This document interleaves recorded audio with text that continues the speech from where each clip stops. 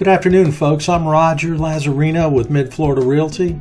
I'm also a licensed mortgage loan officer, and thanks for stopping in today to see what the most important clause in a real estate contract is. If you like our videos, please do us a favor and like the video and then subscribe to our channel. We sure would appreciate it, and that way we can keep bringing these interesting seminars to you. Now we're going to talk about understanding the most important contract contingency in a buyer's offer to purchase a home in the state of Florida. In today's overheated real estate market, because of the wave of multiple offers sellers are receiving for their property, sellers are literally dictating the way real estate contract offers are written. We recommend that you understand what can happen and don't be intimidated into not asking for this very important buyer protection. From the seller's perspective, that's an understandable part of the negotiation process. From the buyer's point of view, especially first-time homebuyers, they need to really understand exactly what they're legally committing to and what money is at risk.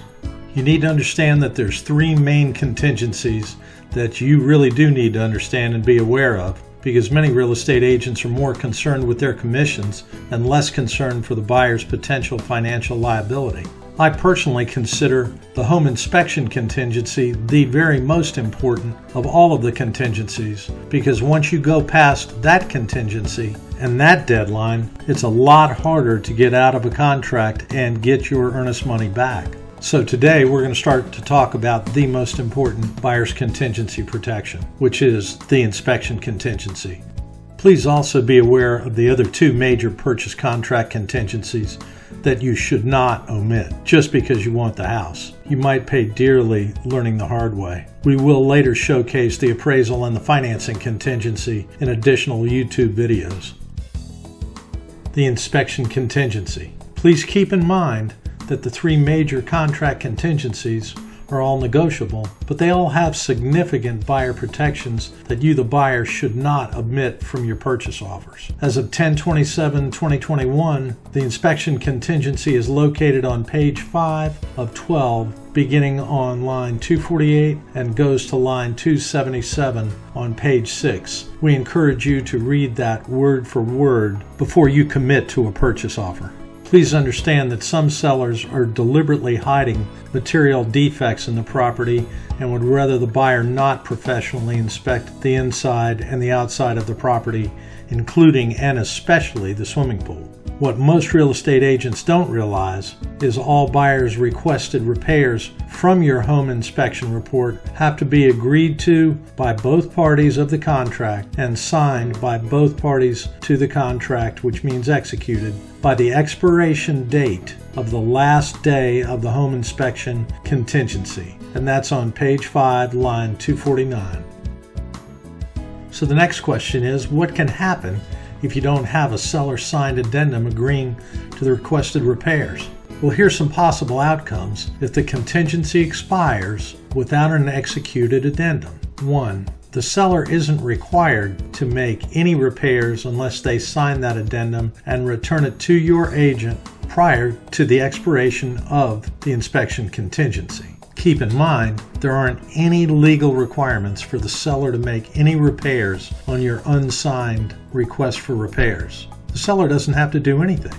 Okay, so this is very important. If your agent doesn't get that request for repair addendum signed and returned back to them, your agent, prior to midnight on the last day of the inspection contingency, and you want to get out of that purchase offer contract because the seller hasn't agreed to make those repairs, on that basis alone, sorry, it's too bad for you. Like it or not, you're in at the absolute mercy of the seller. If the seller is hiding defects, there's probably no mercy on their part, and you probably now have a problem because you can't get out of the contract without forfeiting your earnest money deposit. I'm not trying to scare you. I just want you to realize, don't omit the home inspection contingency just because you really want that house. That inspection contingency is a major protection. If the executed addendum isn't present, you're fully committed and bound to close the transaction or lose your earnest money deposit and possibly home inspection, pool inspection, and appraisal money. There is no recourse against the seller on this. You can take it to mediation, but they're going to win. Don't let your eyes get bigger than your wallet, especially the first-time home buyers. Please pay attention to your own contract timelines. Your agent may not be paying proper attention for whatever their excuse might be. Just remember, it's your money. Hire a good agent for what might be the biggest investment of your life.